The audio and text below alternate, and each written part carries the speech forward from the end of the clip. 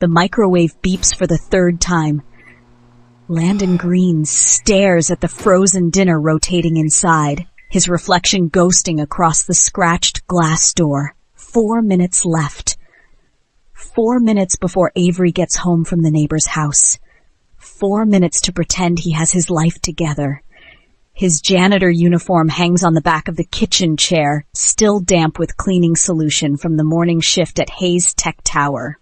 The high-rise office building where he mops floors and empties trash cans for people who make in an hour what he makes in a month. But it's steady work.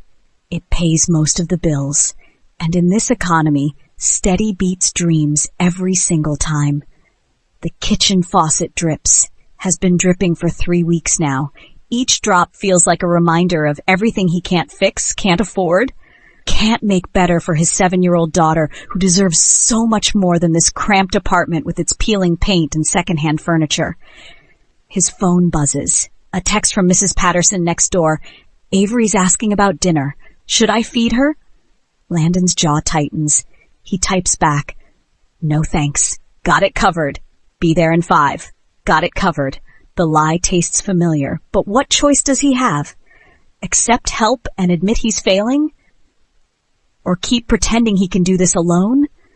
The microwave beeps its final warning. He pulls out the plastic tray, chicken teriyaki that looks nothing like the picture on the box, and splits it onto 2 plates.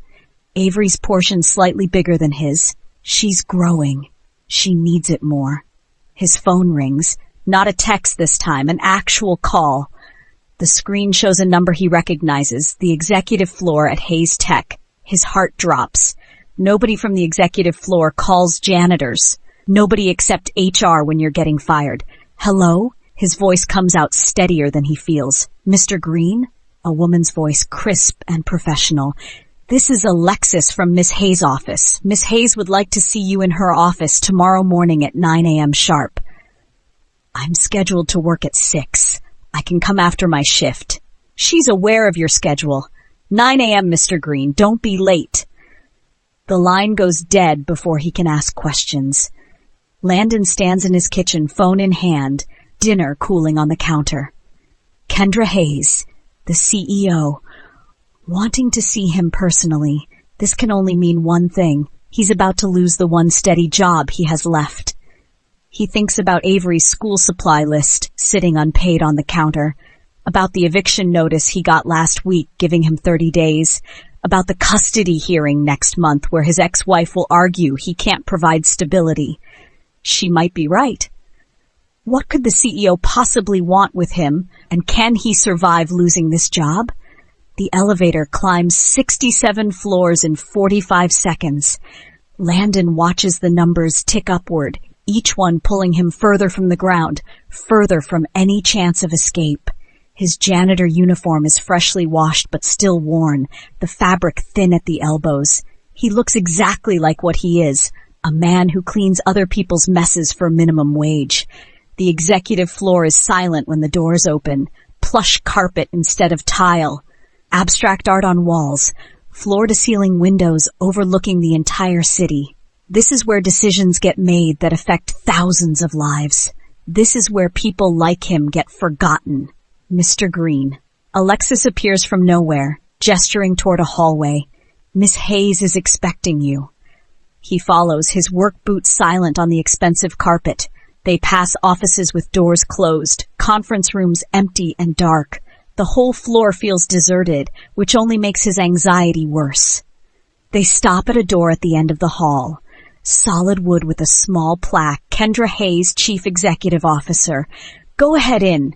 Alexis disappears before Landon can respond. He knocks once, waits. His hand hovers over the doorknob. It's open. The voice from inside is warm, not the ice-cold CEO voice he expected. Landon pushes the door open and stops. The office is massive, bigger than his entire apartment, but what catches him off guard isn't the size. It's the woman sitting casually on the edge of her desk instead of behind it. Kendra Hayes looks different up close. Mid-40s, sharp eyes that miss nothing, but her expression is softer than he imagined. She wears slacks and a simple blouse, not the power suit from company photos. She looks almost approachable. "Mr. Green, thank you for coming." She gestures to a chair. "Please sit." "I'd rather stand, ma'am." His voice comes out formal, guarded. "If you're letting me go, I'd appreciate knowing quickly. I need to start job hunting." "I'm not firing you." Kendra's response is immediate. Quite the opposite, actually. Landon doesn't move. Doesn't trust this. Then why am I here? "Because I've been watching you, Landon. May I call you Landon?" The use of his first name feels wrong coming from someone who could buy his entire life with pocket change. "You can call me whatever you want. You're the boss." Fair enough. Kendra stands, moves to the window. The morning sun backlights her, making it hard to see her expression. "For the past 8 months, you've been one of our most reliable employees. Never late, never complaining, consistently excellent work. But that's not why I asked you here." "Then why?" "Because I know about Avery." Kendra turns to face him. 7 years old, 2nd grade at Lincoln Elementary. Loves unicorns, wants to be a veterinarian when she grows up. Ice water runs through Landon's veins. "How do you know that?" "Because 6 months ago, I asked HR to identify any single parents working for this company, employees who might be struggling. Your name came up." She pauses. Along with some concerning details. 3 months behind on rent, working weekend shifts at another hotel, a custody hearing scheduled for next month. Landon's hands curl into fists. "You had people investigating me?" "I had people identifying employees who needed help. There's a difference." Kendra's voice stays calm. "I built this company from nothing, Landon. I know what it's like to work 3 jobs just to keep your child fed. I know what it's like to choose between electricity and groceries. I know what it's like to be one bad dad day away from losing everything." "So this is charity? You called me up here to offer me a handout?" "I called you up here to offer you an opportunity." Kendra pulls a folder from her desk. "A real one. Not charity, not pity. A chance to change your life if you're willing to take it." Landon wants to walk out, wants to tell her to keep her opportunities and her investigations. But he thinks about Avery, about the eviction notice, about the custody hearing where he'll have to explain why living in poverty with him is better than living in comfort with her mother. What kind of opportunity? The words come out reluctant. The kind that requires trust, the kind that might feel uncomfortable at first, but the kind that could give you and Avery the stability you desperately need. Kendra sets the folder on her desk between them. "I can't tell you more until I know you're willing to consider it. So I'm asking, are you willing to trust me? Just enough to hear me out?" Landon looks at the folder, looks at Kendra, looks at the city spread out below, thousands of lives being lived, thousands of choices being made. What's in the folder? Information about a position that's opening up, details about salary, benefits, requirements. Kendra's expression is unreadable. And a contract that would guarantee Avery's future regardless of what happens to you. Why me? You have thousands of employees. Why pick a janitor for whatever this is? Kendra's smile is sad, because sometimes the people who work the hardest are the ones everyone overlooks. And because I see something in you I lost in myself a long time ago, the willingness to sacrifice everything for your child. That kind of dedication is rare, valuable, worth investing in. The office falls silent except for the hum of climate control. Outside the windows, the city continues its rhythm, indifferent to the choice Landon's about to make. I need to think about it. His voice barely works. This is too much, too fast. I need time. You have until tomorrow morning. Kendra's response is gentle but firm. After that, the position goes to someone else. I'm sorry for the pressure, but circumstances require quick decisions. And if I say no, then you go back to your regular shift. No consequences, no hard feelings. Your job is safe regardless of your choice. She pauses. But Landon, opportunities like this don't come twice. Whatever you decide, make sure it's the choice you can live with. What could this opportunity possibly be? And why does accepting it feel like stepping off a cliff? Landon doesn't open the folder until he's home. The apartment feels smaller after seeing Kendra's office. The peeling paint more obvious, the dripping faucet louder. Everything about his life suddenly looks like evidence of failure. He sits at the kitchen table, the folder in front of him like a sealed verdict. Avery's at school for another 3 hours. 3 hours to make a decision that could change everything. Inside the folder, a job description for Chief Operations Manager. Salary, $150,000 annually.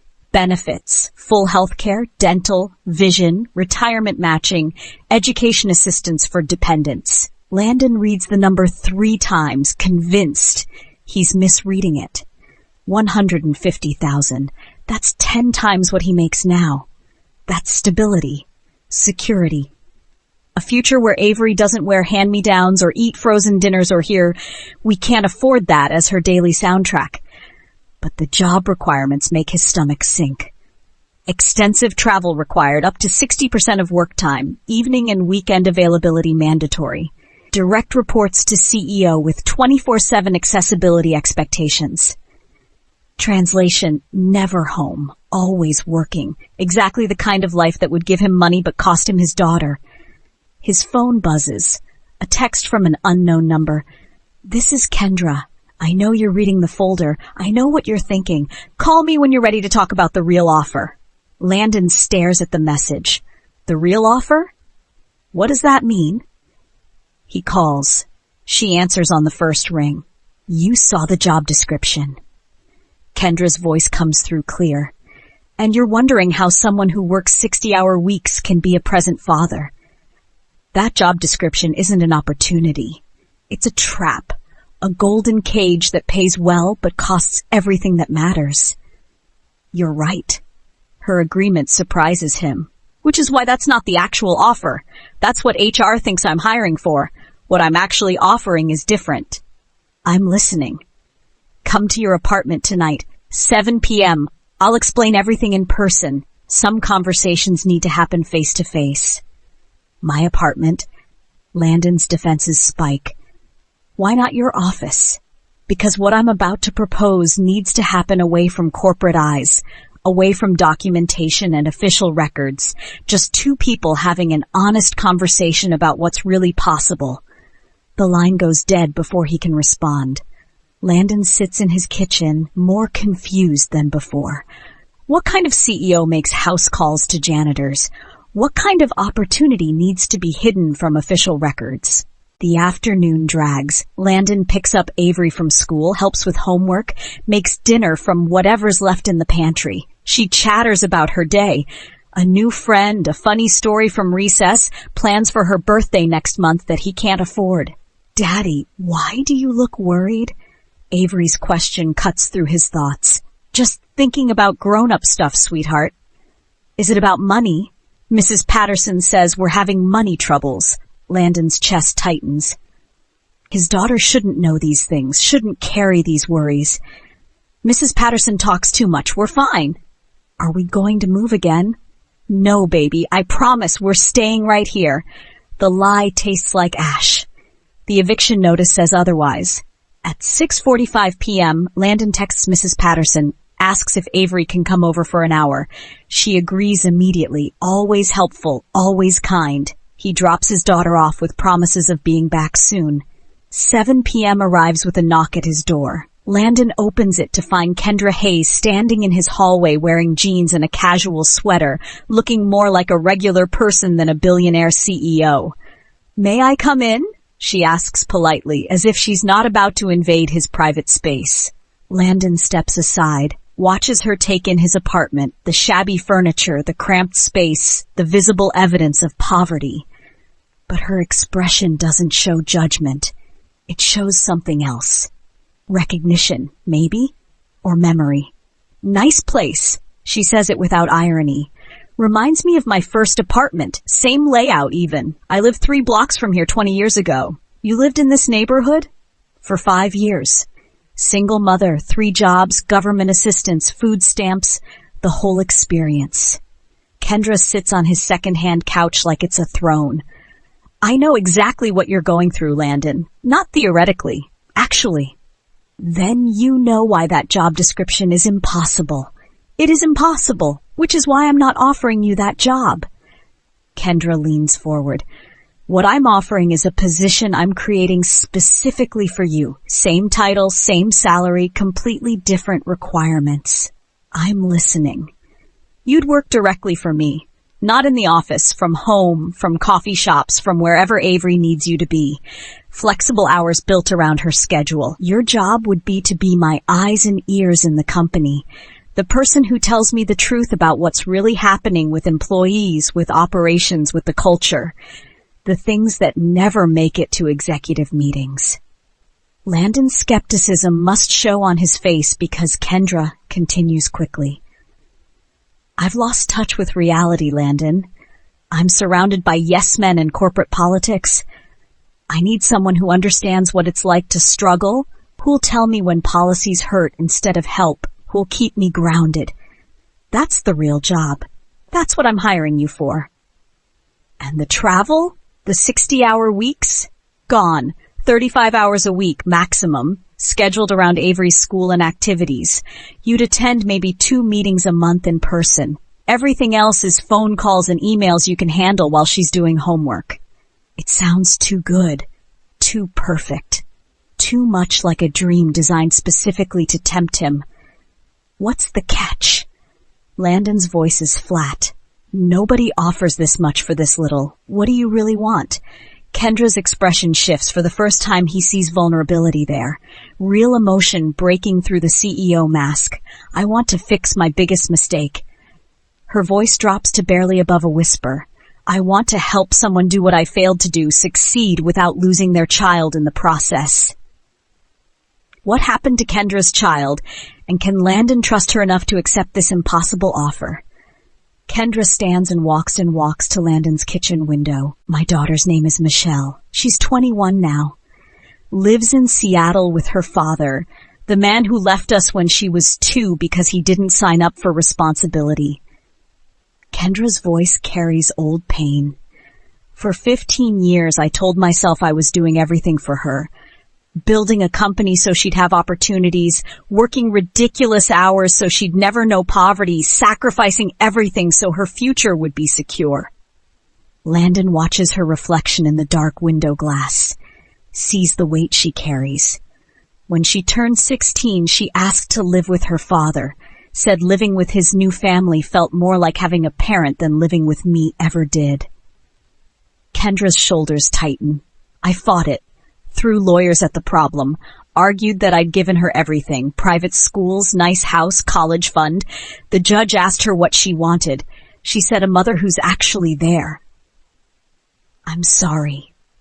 The words feel inadequate. Don't be sorry. Be smart. Kendra turns to face him. Learn from my mistakes. I'm offering you money and flexibility because I don't want you to make the same choice I did. I don't want Avery growing up to resent you the way Michelle resents me. Why do you care? You don't know us. Because 8 months ago I saw you in the parking lot on your phone with Avery. You were promising her you'd be home for dinner, that you wouldn't miss it this time. And I watched you work through your entire shift without a single break so you could leave 30 minutes early to keep that promise. Kendra's voice softens. I saw something I'd lost, a parent who understood what actually mattered, and I thought if I could help you, maybe I could fix one thing I broke. The apartment is quiet, except for the dripping faucet, that constant reminder of everything falling apart. I need to show you something. Kendra pulls out her phone, scrolls through photos, shows him one, herself and a teenage girl, younger, both smiling. This is the last picture Michelle let me take with her. She was 14. 2 years later, she left. 2 years after that, she stopped returning my calls. Landon looks at the photo, sees the gap between them despite standing close. The way the girl leans slightly away, the smile that doesn't quite reach her eyes. I'm not offering you charity, Landon. I'm offering you a chance to avoid my fate. Take the job. Take the money, but don't let it cost you what matters. Kendra's intensity is almost frightening. Promise me that. Promise me you'll use these resources to be present, not to work more. I don't understand why this matters so much to you. Because every time I see you with Avery, I see what I lost. And maybe if I can help one father keep his daughter's love, it'll hurt a little less when mine doesn't call on my birthday. The vulnerability in her voice breaks something in Landon's chest. This isn't about business. This is about a mother's regret, about trying to rewrite history through someone else's story. Before he can respond, his apartment door opens. Mrs. Patterson's voice. Landon? Avery wanted to get her teddy bear. Avery bursts into the apartment and freezes, stares at Kendra. Who are you?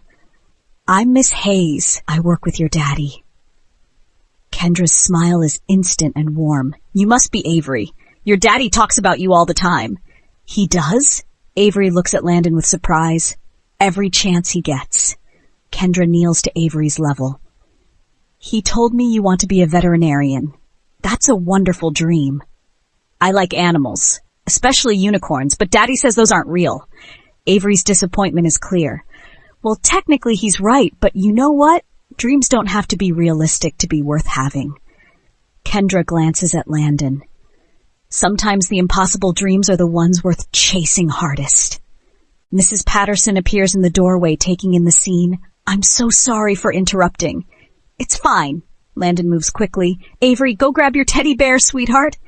Avery runs to her room. Mrs. Patterson shoots Landon a curious look but says nothing. The moment Avery returns, they're gone, leaving Landon and Kendra alone again. She's beautiful. Kendra's voice is thick with emotion. Reminds me of Michelle at that age, full of dreams and trust and belief that her parent could fix anything. Kendra, I need to leave.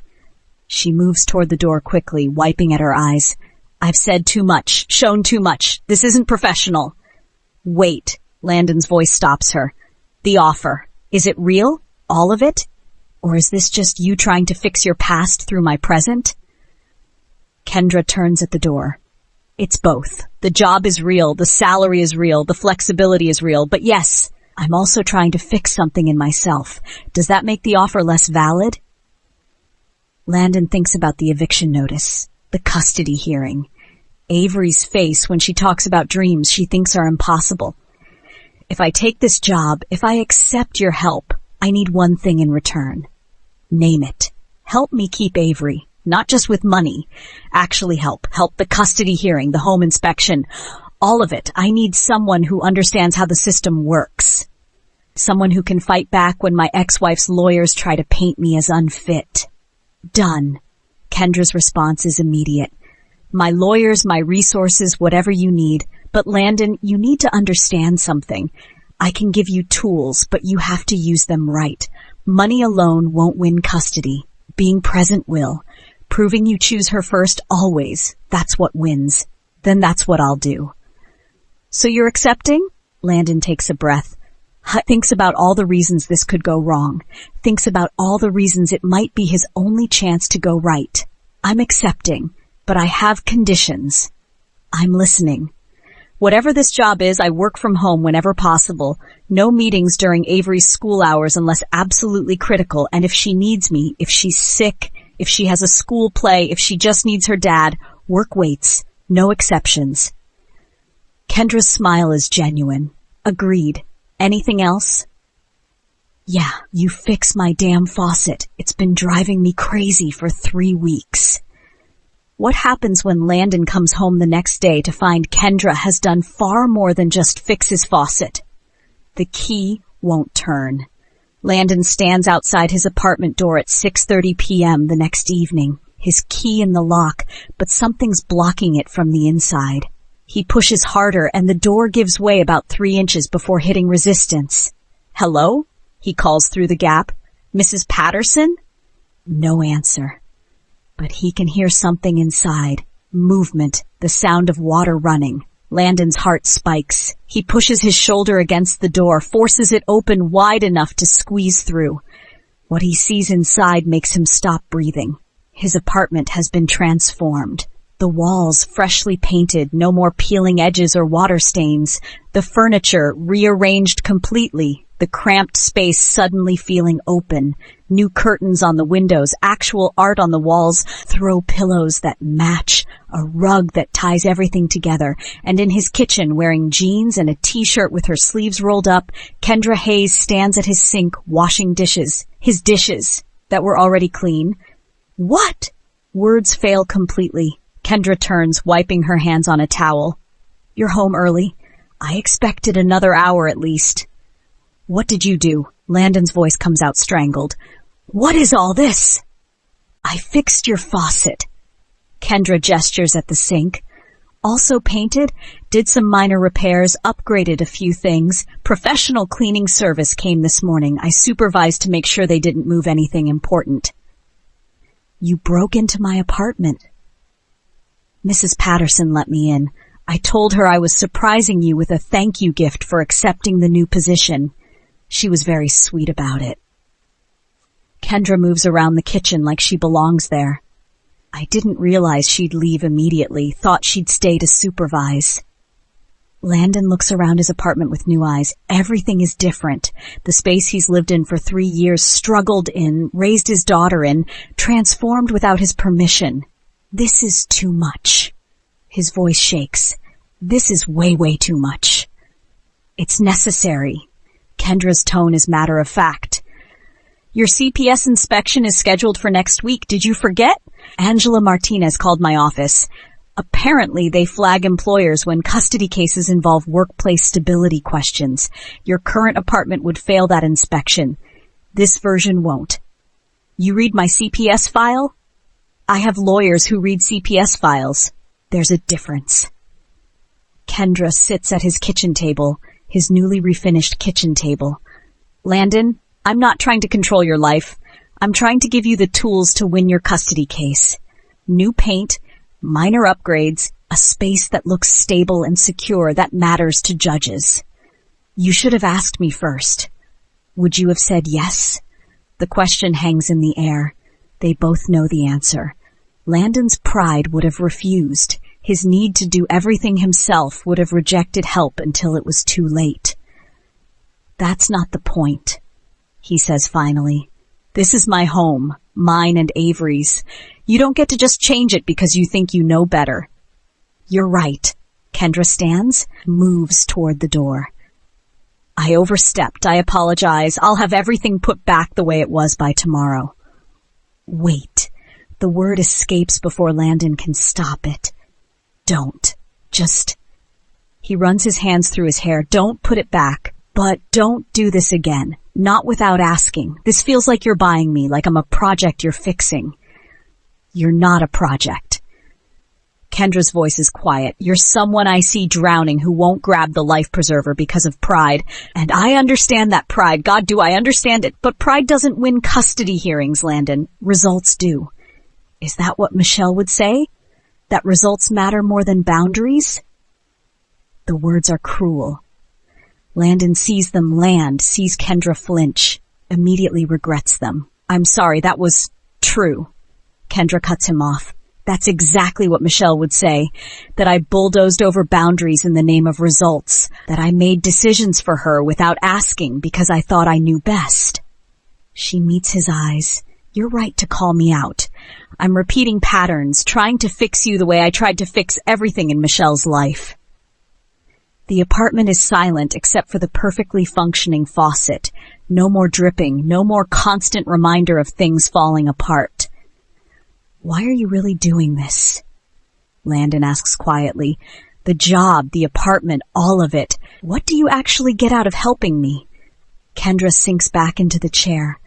Honestly, peace. For 1 hour a day, when I see you with Avery or hear about your choices, I get to imagine what my life might have looked like if I'd done things differently. If I'd valued presence over presence. If I'd been the parent my daughter needed instead of the success story everyone admired. That's not healthy. Probably not, but it's honest. She pulls out her phone, shows him another photo. Recent this time. A young woman at graduation, beautiful cap and gowns, surrounded by people who aren't Kendra. Michelle graduated last month. She didn't invite me, didn't want me there. Her father got to walk her across the stage while I watched from a live stream her roommate posted on social media. Landon sees the pain in Kendra's face, raw and unhealed. I can't change my past, Kendra continues, but maybe I can help you avoid my future. Maybe that's selfish. Maybe it's unhealthy, but it's what I'm offering, a chance for both of us to get something we need. You get stability and resources. I get to believe redemption is possible, even if it's not mine. The kitchen table between them feels like a negotiating space. Two people with nothing in common except loneliness and desperation and hope that maybe this time things could work out differently. The CPS inspection, Landon says finally. When is it exactly? Thursday morning, 10 a.m. Angela Martinez will spend about an hour here, check everything, interview you and Avery separately. This apartment as it is now, you'll pass easily. And if I'd refused your help, if the apartment had stayed the way it was, 50-50 chance of failing, maybe worse. Your ex-wife's lawyers would have used the condition of your home as evidence of instability. Now they can't. Landon walks through his transformed apartment, sees his daughter's room painted soft purple, her favorite color, new bedding with unicorns, a bookshelf he didn't buy, filled with books Avery will love. You did all this today? In 8 hours? I had a team, professionals who know how to work fast, and unlimited budget helps. Kendra stands, prepares to leave. I know this feels invasive, but Landon, you're fighting for your daughter. And sometimes love means accepting help even when pride says no. My turn to show you something. Landon moves to the refrigerator, pulls down the drawing Avery made yesterday, a crayon sketch of him and her, stick figures holding hands under a rainbow, words at the bottom in 7-year-old handwriting. My daddy is the best. She drew this after I told her we might have to move again.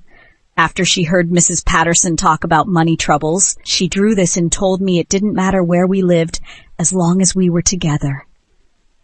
Landon's voice cracks. That's who I'm fighting for. Not some idea of fatherhood. This specific little girl who thinks I'm the best even when I'm failing. Kendra looks at the drawing, wipes at her eyes. Don't lose that. Whatever you do, whatever compromises you make, don't lose that relationship. It's worth more than every dollar I'll ever make. She's almost out the door when Landon calls after her. Kendra, thank you. For the apartment, for the job, for caring when you don't have to. I'm still angry about the boundary crossing, but I'm also grateful. Both things can be true. Both things should be true. Kendra's smile is sad. It means you're honest. Don't lose that either.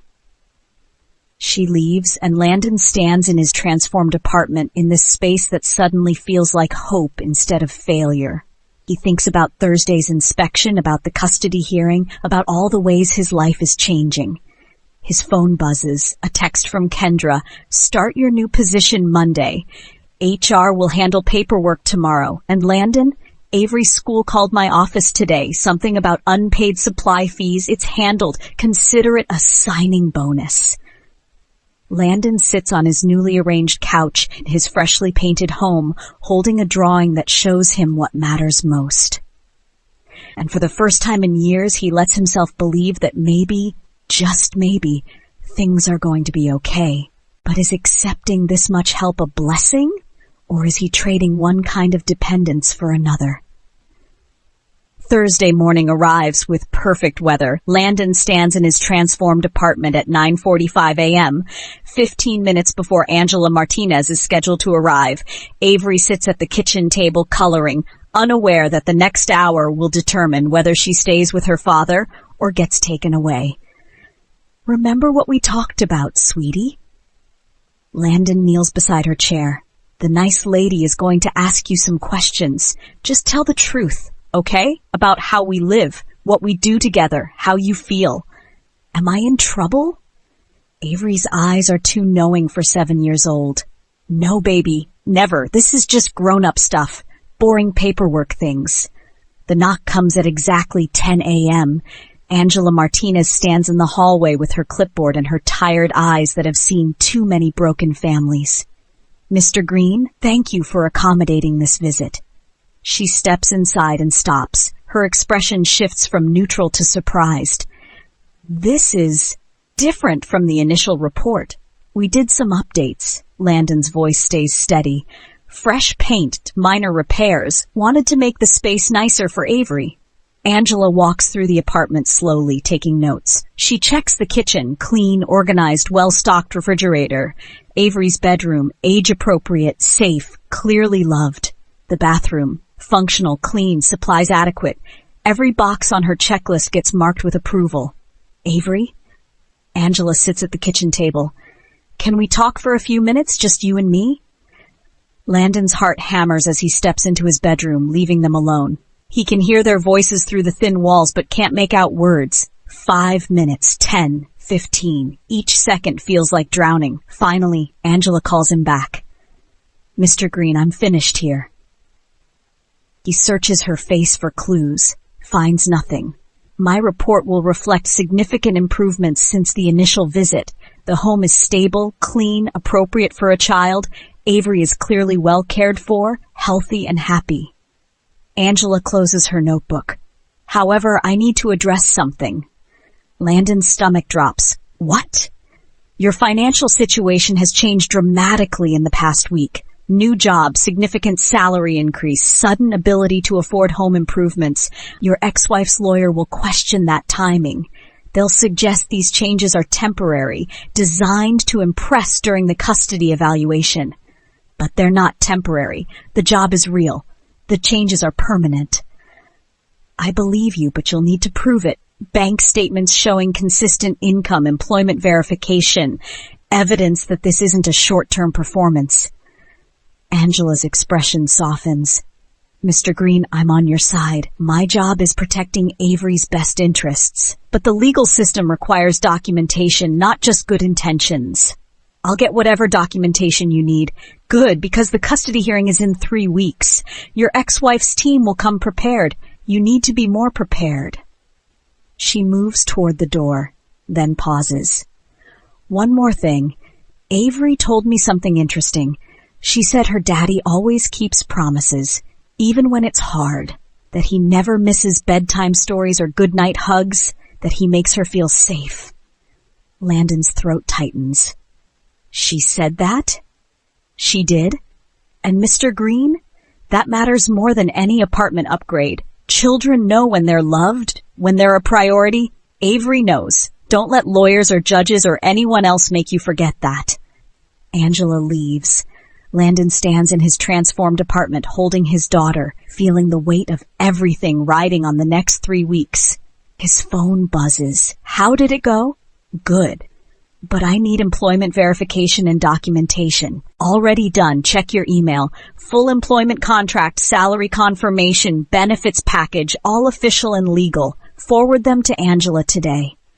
Landon sits at his computer, his new computer, another gift from Kendra he didn't ask for, and opens the email. Everything is there. Professional, official, undeniable proof that his life has changed. But as he reads through the contract, one section makes him pause. A clause about lifestyle expectations and public representation of company values. Language that sounds normal but feels like control. He calls Kendra. What does lifestyle expectations mean in the contract? Standard corporate language. Don't embarrass the company publicly. Maintain professional appearance. Basic reputation management. It feels like more than that. Silence on the other end. Then you're right. It is more. Landon, I need you to understand something. This job comes with visibility. You'll be my direct report, someone I trust, someone who represents my judgment. That means your choices reflect on me, on the company. So you're buying my life, not just my work. I'm investing in someone I believe in. There's a difference. Is there? Landon's frustration builds, because from where I'm sitting, it looks like you've decided who I should be and are paying me to become that person. That's not fair. Neither is renovating my apartment without permission. Neither is paying my daughter's school fees without asking. Neither is any of this, Kendra. You're not helping me. You're building a version of me that makes you feel better about failing Michelle. The words are harsh. True. They land like grenades. You're right. Kendra's voice is quiet. I've crossed every boundary, made your life my redemption project, turned your struggle into my therapy. You want to walk away? I'll understand. The apartment changes stay. The school fees are paid. That doesn't change. But the job? That's up to you. Landon looks at Avery, still coloring at the kitchen table, thinks about the custody hearing, about his ex-wife's lawyers and their documentation and their arguments about stability. I'm not walking away, but things change, starting now. What do you mean? I mean, we renegotiate. I take the job. I meet your expectations. I represent the company professionally. But you stop making decisions for me. No more surprises. No more I thought I was helping. We're partners or we're nothing. Choose. The silence stretches. Landon and Kendra breathing on the other end, processing, deciding. Partners, she says finally. Equal footing. I propose. You decide. No more unilateral moves. But Landon, that means you have to actually tell me when you need help, not wait until you're drowning to grab the life preserver. Deal. Starting with the custody hearing. I need a lawyer, a good one, someone who can fight back when my ex tries to take Avery. I'll send you 3 names. You interview them. You choose. I'll cover the fees, but the decision is yours. Thank you. And Landon, I'm sorry for overstepping, for using you to fix my past, for all of it. You and Avery deserve better than being someone's redemption arc. The call ends. Landon sits in his transformed apartment, contract in hand, choices spreading out before him like a map of possible futures. Avery looks up from her coloring. Daddy, are you happy now? You look different. Different how? Less sad, like maybe things are going to be okay. He pulls her into a hug, breathing in the kid shampoo smell of her hair, feeling the solid reality of her in his arms. Yeah, baby. I think maybe they are. Can Landon and Kendra build a real partnership, or will their damaged pasts destroy this fragile new beginning? The custody hearing looms 3 weeks away. Landon sits across from Rebecca Chen, the lawyer Kendra recommended, in an office that overlooks the same city his apartment faces from 67 floors lower. Rebecca is sharp, mid-40s, with eyes that miss nothing. Your ex-wife has a strong case. Rebecca doesn't sugarcoat it. Married to a successful orthodontist, stable home in the suburbs, private school lined up for Avery. On paper, she offers everything a judge wants to see. And what do I offer? Love. Consistency. The fact that you've been there every single day since her mother walked out. Rebecca leans forward. But Landon, family court judges care about stability. Your recent job change helps. But your ex's team will argue it's too new, too convenient. They'll paint you as desperate, making sudden changes to look good for the hearing. So what do? We document everything, every bedtime story, every school drop-off, every moment you've been present while her mother was absent. We get testimony from teachers, neighbors, anyone who's seen you parent. We build a narrative that shows Avery's best interests are with you because you choose her first. Always. What about Kendra? My new boss. Will they use that against me? Rebecca's expression shifts. They'll try. They'll suggest impropriety, favoritism, that you're benefiting from an inappropriate relationship with a powerful woman who's influencing your case. We need to get ahead of that. How? By having Miss Hayes testify on record about why she hired you, what your qualifications are, that this is a legitimate business arrangement. Her credibility protects you. Landon's stomach sinks. She won't want to testify. This is personal for her. Private.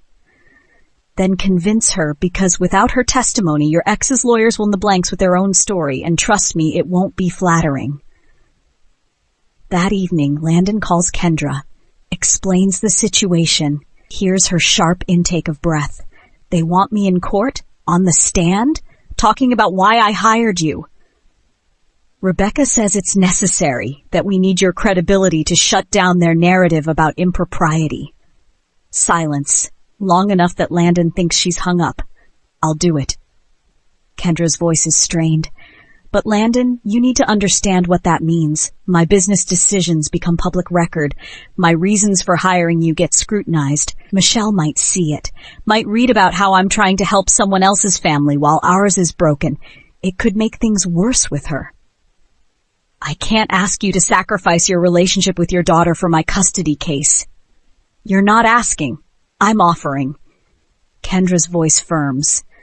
Because this is what partners do. We show up for each other, even when it costs something, especially then. Why? Why risk so much for me? Because watching you fight for Avery reminds me why any of this matters. Money, success, power, it's all empty if you lose the people who make life worth living. I lost that. You haven't. And I'll do whatever it takes to make sure you don't. The custody hearing arrives on a gray morning that feels like an omen. Landon walks into the courthouse wearing a suit Kendra insisted on buying. First impressions matter. Holding Avery's hand. His daughter looks small and scared in her best dress. Remember, baby, just tell the truth about how we live, what makes you happy. Nothing else matters. Will I have to choose? Avery's voice is tiny. Between you and Mommy? No, the judge will choose what's best for you. But whatever happens, I love you more than anything in the world. That never changes. Inside the courtroom, his ex-wife sits with her new husband and 3 lawyers who look like they've never lost a case. Melissa looks polished, confident, like success incarnate. Next to her, Landon feels like an imposter in borrowed clothes. The hearing begins. Melissa's lawyers paint a picture of stability, suburban home, private school, 2-parent household. They present financial records showing comfort and security. They call character witnesses who testify to Melissa's commitment to being a better mother now that her life is settled. Then they go after Landon. Mr. Green, is it true you were 3 months behind on rent when you filed your custody response? Yes, and you worked 2 minimum wage jobs, 70 hours a week, leaving your daughter in neighbor care most evenings? I was providing for her. Were you present, Mr. Green, or were you simply surviving? Rebecca objects. The judge sustains it, but the damage is done. The narrative established, Landon as desperate, struggling, barely hanging on.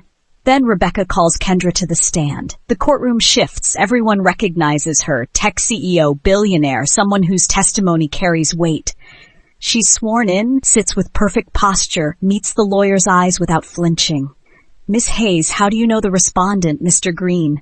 He worked as custodial staff in my building for 8 months before I promoted him to chief operations manager 3 weeks ago. A janitor to executive management?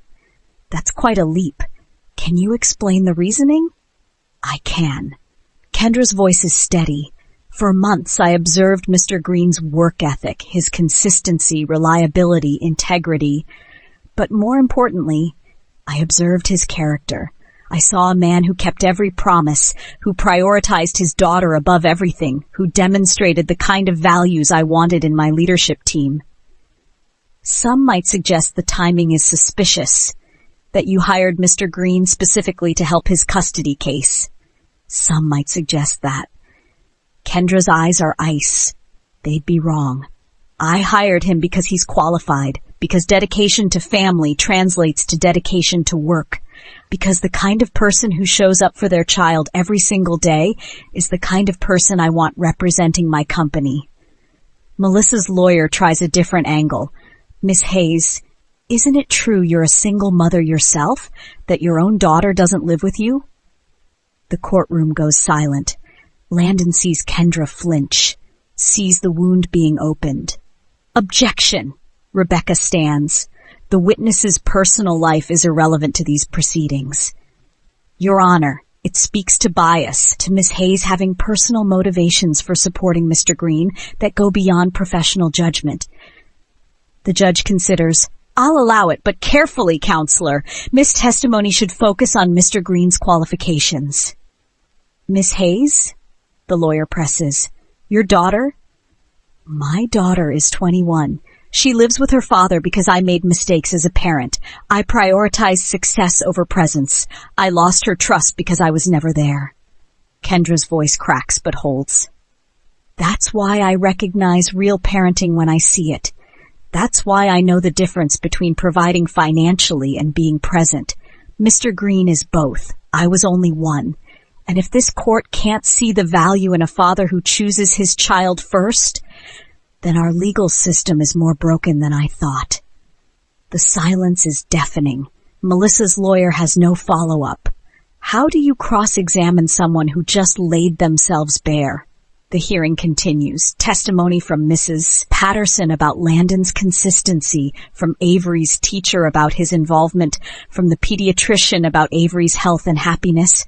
Each witness builds the case that Landon isn't perfect, but he's present. That he's not wealthy, but he's there. Finally, the judge calls Avery to chambers. Private conversation, no parents allowed. 30 minutes that feel like hours. When Avery emerges, she's been crying. Landon's heart breaks. We'll reconvene in 1 week for my decision. The judge's voice is neutral, giving nothing away. Both parties should be prepared for any outcome. Outside the courthouse, Kendra finds Landon on the steps. She looks drained, older somehow. Thank you, he says simply, for what you said in there, for opening yourself up like that. Michelle called. Kendra's voice is hollow. During the recess, someone sent her a news article about the hearing. She said, her voice breaks. She said, maybe I should focus on being an actual mother before I testify about parenting. I'm sorry, this is my fault. No, it's mine, for losing her in the first place, for thinking I could fix my mistakes through yours. Kendra wipes her eyes. But Landon, I meant every word I said in there. You're a real father. Don't let anyone convince you otherwise. She walks away, shoulders slumped, looking less like a CEO and more like a heartbroken mother. Landon watches her go. Feeling the weight of everything they're both carrying, Avery tugs his hand. Daddy, did I do good? In the judge's office? You did perfect, baby. What did she ask you? She asked who I feel safest with, who makes me happy, who I want to live with. Avery looks up with eyes too serious for 7. I told her you. Always you, because you're my daddy and you never leave, even when it's hard. Landon pulls her close, breathing in her kid shampoo smell, feeling her solid weight against him. Whatever the judge decides, whatever happens next, he has this moment.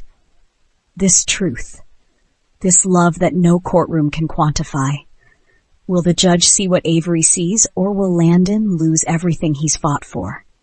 The week waiting for the judge's decision feels like drowning in slow motion. Landon goes through the motions, starts his new position at Hayes Tech, attends meetings via video call, responds to emails about operations and culture. But his mind is elsewhere, counting down to the moment that will determine his entire future. Kendra calls daily, not about work, just to check in, to remind him he's not alone. Michelle still won't return my calls. She admits on day 3. Her father says she needs space, that my testimony triggered something, brought up old wounds. He suggested I give her time. How much time? He didn't say. Maybe forever. The pain in Kendra's voice is raw. I tried to fix one broken family and made my own worse. That's got to be some kind of record. You didn't make anything worse. You told the truth. That's not your fault. Isn't it? I chose to testify, chose to make my failures public. I could have said no, stayed out of it, but I wanted to be the hero of your story since I can't be the hero of mine. Kendra, don't. Don't tell me it's okay or that it'll work out. Sometimes things are just broken and they stay broken. I'm accepting that. I just wish it didn't hurt so much. On day 5, Rebecca calls with an update. The judge requested additional documentation. Financial records going back 2 years, employment history, character references. This could mean she's seriously considering your case. Or it could mean she's building evidence against me. Glass half empty, I see. Landon, judges who've made up their minds don't request more information. She's weighing options. That's good for us. Day 7 arrives, the decision day. Landon drops Avery at school with promises of ice cream later regardless of the outcome. She hugs him extra tight, like she knows something big is happening. The courthouse feels different this time. Less intimidating, more inevitable. Melissa sits with her lawyers, confident. Landon sits with Rebecca, terrified. The judge enters, everyone stands. The formality of it all feels absurd when they're deciding a child's fate. I've reviewed all testimony, documentation, and evidence presented. The judge's voice is measured. I've also spoken with Avery privately, though her wishes are only one factor in this decision. This court's responsibility is determining what arrangement best serves the child's interests. Landon's heart hammers so hard he's sure everyone can hear it. Mrs. Morrison has presented a compelling case for stability, financial security, 2-parent household, educational opportunities. These are significant advantages that this court cannot ignore. Melissa's smile is subtle, but there. Victory showing. However, the judge continues, this court also recognizes that stability is not merely financial. Children need consistency of care, emotional security, and the knowledge that they are a parent's priority. In that regard, Mr. Green has demonstrated something Mrs. Morrison has not: sustained, consistent, daily presence in Avery's life. Melissa's smile fades. The evidence shows that while Mrs. Morrison now has the resources to provide material advantages, she has been largely absent from Avery's life for over 3 years. Mr. Green, despite financial hardship, has been present every single day. Avery's testimony, her teacher's testimony, and the evaluations all indicate a strong, healthy bond with her father. The judge looks directly at Landon. Mr. Green, your recent career change is noted. While the timing raises questions, Miss Hayes' testimony was credible regarding your qualifications. More importantly, the conditions you negotiated, flexible hours, work-from-home arrangements, demonstrate that even with professional advancement, you continue to prioritize your daughter. That speaks to character. Landon can barely breathe. Therefore, this court awards primary physical custody to Mr. Green. Mrs. Morrison will have visitation rights, alternating weekends and holidays per the standard schedule.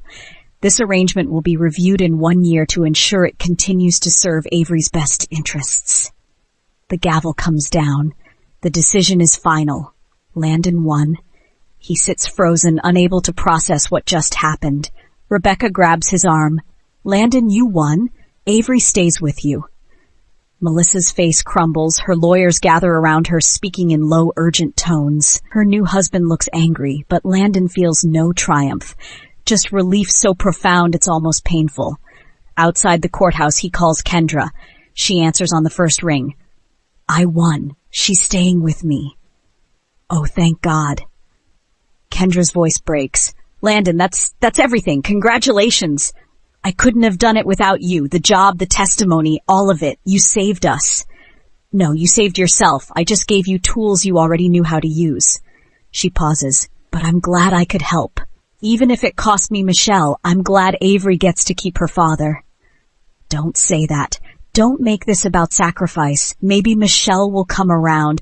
Maybe she'll see what you did and understand. Maybe. Kendra doesn't sound convinced. But even if she doesn't, helping you was the right thing. That has to be enough. Landon picks up Avery from school with ice cream and the best news possible. She screams with joy, throws her arms around him, and doesn't let go for 5 full minutes. I knew it, she says through happy tears. I knew the judge would let me stay with you. You're the best daddy in the whole world. That night, in their transformed apartment that now feels like home, Landon tucks Avery into bed, reads her favorite unicorn story, promises tomorrow and all the tomorrows they almost lost. His phone buzzes as he's leaving her room. A text from an unknown number. This is Michelle, Kendra's daughter. I saw the news coverage of the hearing, saw what my mom said on the stand. I think maybe we need to talk. Another text arrives seconds later. From Kendra. Michelle called. She wants to meet for coffee next week. I don't know what it means, but it's a start. Maybe redemption is possible after all. Landon looks at his sleeping daughter, at the life they almost lost, at the future stretching out before them, and he thinks about Kendra, about second chances, about how helping someone else sometimes helps you heal yourself. Maybe that's what redemption looks like. Not grand gestures or perfect outcomes, just showing up, trying again, believing that broken things can be fixed even when all evidence suggests otherwise. Can Kendra rebuild what she lost with Michelle, or is some damage too deep to repair? 3 months pass like a dream Landon keeps waiting to wake from. The job is real. The salary arrives every 2 weeks like clockwork. Avery thrives in her routine, school, homework with dad, bedtime stories, weekends at the park. Normal life. The kind Landon stopped believing in. He sees Kendra weekly for check-ins that are half business, half therapy. She asks about Avery. He asks about Michelle. They're building something neither expected, genuine friendship between two people who started as desperate strangers. Michelle and I met for coffee twice, Kendra says during their latest meeting. It's awkward, painful. We're like strangers learning each other's language, but we're trying. That's more than we've had in years. What changed? Why did she reach out? She said watching me testify made her realize I actually understood my mistakes, that I wasn't just apologizing, I was trying to prevent someone else from failing the way I did. Kendra's smile is fragile. She's not ready to forgive. Maybe she never will be. But she's willing to talk. That's something. Landon's phone buzzes, a text from Melissa. Can we talk about Avery? Not legal stuff, just parent stuff. His stomach tightens. My ex wants to talk. That's good. Shows she's accepting the situation, or planning something, or growing up. People change, Landon. You and I are proof of that. He meets Melissa the next day at a coffee shop halfway between their homes. She looks different, less polished, more human. Her confidence has been replaced by something closer to humility. Thank you for meeting me, she starts. I know I don't deserve your courtesy after everything. What do you want, Melissa? To apologize. To Avery, but also to you. I convinced myself leaving was best for everyone, that you'd be fine on your own, that Avery was young enough she wouldn't remember. I was wrong about all of it. Landon says nothing. Lets her continue. Watching the custody hearing, hearing what Avery said about you, seeing the life you built despite everything. It broke something in me, made me realize I didn't leave because things were hard. I left because I didn't want to be uncomfortable. I chose easy over right, and I've regretted it every single day since. Why tell me this now? Because I want to be a real mother to Avery, not just every other weekend. I want to show up for school events, help with homework over video calls, be present in the ways I wasn't before. But I can't do that if we're enemies. We need to be partners, for her sake. Landon studies her face, looks for manipulation, for hidden angles, finds only genuine regret. You hurt her when you left, when you fought for custody instead of just visiting. You made her feel like she wasn't enough to make you stay. I know, and I'll spend the rest of my life trying to make that right. But I need your help. I need you to let me be part of her life in real ways, not just court-ordered weekends. Can you do that? It would be easy to say no, to keep punishing her for leaving. But Landon thinks about Kendra and Michelle, about second chances, about how holding grudges poisons everyone. We start small. You call Avery twice a week. You show up for her school play next month. You prove you're serious. And if you really want to be her mother, then yeah, we can figure this out. For her, not for you. Melissa's eyes fill with tears. Thank you. I won't let her down again. I promise. Don't promise me. Promise her. And then keep that promise every single day for the rest of your life. That evening, Landon tells Avery that her mom wants to be more involved, watches his daughter's face carefully for reaction. Will you be mad if I want to see her more? Avery's voice is small, worried. No, baby, I want you to have both your parents. You deserve that. But I like living with you. That won't change, right? Never. This is your home. I'm your dad. Nothing changes that. Your mom just wants to be part of your life in better ways. That's a good thing. Avery considers this. Okay, I guess I can try. But Daddy, if she leaves again, you'll still be here, right? The question breaks his heart. Always. Forever. No matter what. You're stuck with me, kid. She hugs him tight, and Landon thinks about all the ways families break and sometimes, if you're lucky, start to heal. His phone rings. Kendra. Turn on the news, Channel 7. He does. Sees Kendra on screen being interviewed about her company's new family leave policy. Extended parental leave, flexible work arrangements, on-site child care. The reporter asks what inspired the changes. I learned from someone that being present matters more than being productive. That the best employees are the ones who have full lives outside of work. These policies reflect that understanding. Kendra looks directly at the camera. To every parent watching, you shouldn't have to choose between career and family. Companies that force that choice are failing their people. We're not going to fail ours. The interview ends. Landon calls her back. That policy, it's because of me. Because of what you learned watching us. It's because of lots of things. But yes, you were part of it. Watching you fight to be present for Avery showed me what my company was missing.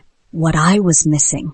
If I can't fix my past, at least I can help other parents avoid my mistakes. Michelle's going to see that interview.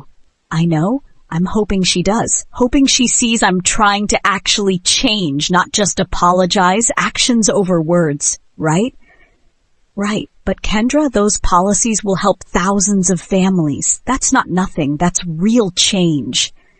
Maybe. Or maybe it's just another way of trying to earn redemption I don't deserve. But either way, it's done. And if it helps even one parent stay present for their kid, it'll be worth it. They end the call. Landon sits in his transformed apartment with his sleeping daughter down the hall, thinking about redemption and second chances and all the ways broken people try to fix themselves through helping others. His phone buzzes one more time. A text from Michelle, though he's not sure how she got his number. Thank you for helping my mom remember what matters. Maybe she's not perfect, but she's trying. That's more than I gave her credit for. Another text follows from Kendra. Michelle just sent me the same message she sent you. She's proud of the policy changes, said maybe I'm finally learning. It's not forgiveness, but it's progress. Landon responds to both. Progress is enough. The rest takes time. Is Kendra's transformation genuine, or will old patterns destroy this fragile new beginning? 6 months later, Landon comes home to find his door unlocked again. His first thought is panic. Another surprise renovation, another boundary crossed. But he opens the door to find something different. Kendra stands in his kitchen, but this time she's not alone. A young woman stands beside her, mid-20s, with Kendra's eyes and a smile that's tentative but real. Michelle, I hope this is okay. Kendra's voice is nervous. I know I said no more surprises, but Michelle wanted to meet you. And Avery. We should have called first. It's fine. Landon steps inside, processing this scene. Mother and daughter standing together in his kitchen, something cautiously healing between them. Avery's at her mom's this weekend, but I'm glad to finally meet you, Michelle. You too. Mom talks about you constantly, you and Avery, how watching your relationship helped her understand where she went wrong with me. Michelle's voice carries old pain, but new hope. I wanted to see if you were real, or if she'd invented some perfect father figure to torture herself with. I'm very real, and very imperfect. Ask anyone. Michelle smiles. Mom said you'd say something like that. She also said you'd probably be uncomfortable with us showing up unannounced, but that you're too polite to kick us out. She knows me pretty well for someone who started as my boss. She's not really your boss anymore, is she? Michelle looks between them. You're friends. Real ones. That's weird for her. She doesn't usually do friends. Michelle? Kendra starts. It's true, Mom. You don't. You have business associates and employees and people you network with. But this guy? She gestures at Landon. You actually care about him, not because he can do something for you, just because you do. Is there a point to this character analysis?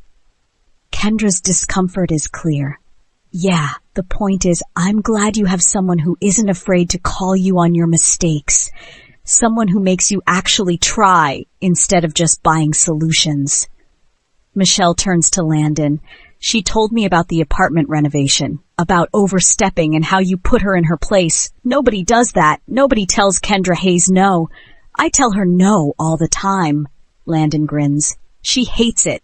I don't hate it, Kendra protests. I just find it challenging. You hate it. Michelle and Landon say in unison, then laugh.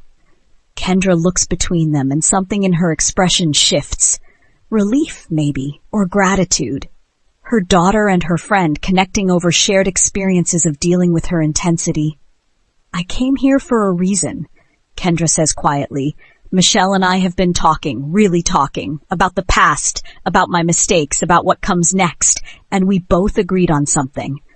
What's that? Landon asks. I'm stepping back from the CEO position. Not completely, I'll stay on the board, but I'm promoting my COO to run daily operations.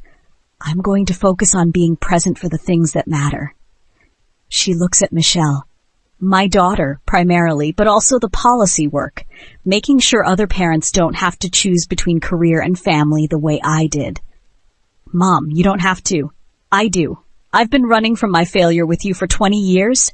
Building empires to prove I'm valuable even though I lost the one thing that actually made me valuable. That stops now. I'm choosing you, finally. Probably too late, but I'm choosing you. Michelle's eyes fill with tears. It's not too late. I'm still here. Still your daughter. I want to try, Mom. Really try. But you have to meet me halfway. I will. I am. Starting now. They hug. Awkward at first, then genuine. Landon watches this moment of healing between two people who've been strangers for too long, and he thinks about all the ways people break and sometimes miraculously find ways to mend. Landon? Kendra says after pulling away from Michelle. There's one more thing. About your position. His stomach drops. Don't tell me I'm losing the job now that you're stepping back. The opposite. I want you to take over my role. Chief Operations Manager was always a placeholder. What I really need, what the company really needs, is someone who understands that business exists to serve people, not the other way around. Someone who'll fight for employees like you fought for Avery. Someone who'll keep me honest about what matters. That's not me. I'm a janitor who got lucky. You're a leader who was overlooked. There's a difference, and you've been doing executive-level work for 6 months now. The board agrees. The position is yours if you want it. What's the salary? Landon asks, already knowing the answer will be absurd. $300,000 annually, plus benefits, stock options, the works. And before you argue, this is what the position pays. You're not getting charity. You're getting compensation for value you provide. Landon sits down, overwhelmed. 6 months ago, he was mopping floors and eating frozen dinners. Now he's being offered an executive position that could change everything. What about time with Avery? I can't sacrifice that, not even for this. The position is 40 hours a week maximum. Flexible schedule, work from home when possible. If Avery needs you, work waits. That's non-negotiable. Kendra sits beside him. I learned from my mistakes, Landon. I'm not going to help you repeat them. And if I screw up, if I'm not qualified, then you'll learn. Same as anyone else. But you won't screw up because you care too much to fail. That's more valuable than any MBA. Michelle watches this exchange with interest. Take the job. Seriously. Mom doesn't offer positions like this lightly, and from what I've heard, you've earned it. Landon thinks about Avery, about stability, about the future they're building, about second chances and redemption and all the ways life surprises you when you're just trying to survive. Okay, yes, I'll take it, but on one condition. Name it. You stay involved, not as CEO, but as a friend, someone I can call when I'm overwhelmed or confused or need perspective, because I'm going to need a lot of help figuring this out. Deal. And Landon, thank you. For what? For showing me that fixing your mistakes doesn't mean erasing the past. It means doing better going forward. You saved my relationship with Michelle by showing me what real parenting looks like. That's worth more than anything I've paid you. 3 months later, Landon stands in his apartment, his own apartment now, purchased with his first executive bonus. Avery runs through the space, excited about her birthday party tomorrow. Melissa arrives to help set up, her involvement in Avery's life now routine instead of painful. Kendra and Michelle show up with decorations and a massive unicorn cake. They work together, mother and daughter, still learning each other, but trying. Really trying. This is weird, right? Michelle says to Landon while untangling streamers. All of us together, the single dad, the reformed CEO, the prodigal daughter, the ex-wife who's trying to do better. We're like a badly written sitcom. We're a family. Avery pipes up, overhearing. Not the normal kind, but the kind that chose each other. Those are the best kinds. Out of the mouths of 7-year-olds. Landon thinks about how she's right. They did choose each other, through necessity, through desperation, through the messy reality of broken people trying to build something better. That night, after everyone leaves and Avery's asleep, Landon stands in his kitchen looking at the faucet that no longer drips, at the walls that stay painted, at the life that stopped feeling like survival and started feeling like actually living. His phone buzzes. A text from Kendra. Thank you for today, for letting us be part of Avery's celebration, for showing Michelle what functional families look like. For everything. Thank you for taking a chance on a janitor who needed one, for teaching me that accepting help isn't weakness, for being a friend when I needed that most. We both got what we needed. That's how good partnerships work. To more years of good partnership. To family. The chosen kind. Landon looks at his daughter's room, at the home they've built, at the future spreading out before them like a promise kept, and he thinks about how sometimes the people who save you are the ones who need saving just as much. How redemption doesn't look like perfection, it looks like showing up. Trying again. Choosing what matters even when it costs everything. Believing that broken things can be fixed if you're willing to do the work. And maybe that's the whole point. Not avoiding mistakes, but learning from them. Not being perfect parents or employees or friends. Just being present. Just being real. Just being enough. If this story touched your heart, hit that subscribe button and turn on notifications so you never miss our next powerful tale of transformation and redemption. Drop a comment below sharing your thoughts. Have you ever had someone believe in you when you didn't believe in yourself? Your story might inspire someone else who needs to hear it, because sometimes the smallest moments of courage create the biggest changes. Until next time, keep believing in second chances, keep showing up even when it's hard, and keep remembering that the best version of yourself is always worth fighting for. Family isn't just about blood. It's about showing up, trying again, and choosing love over everything else.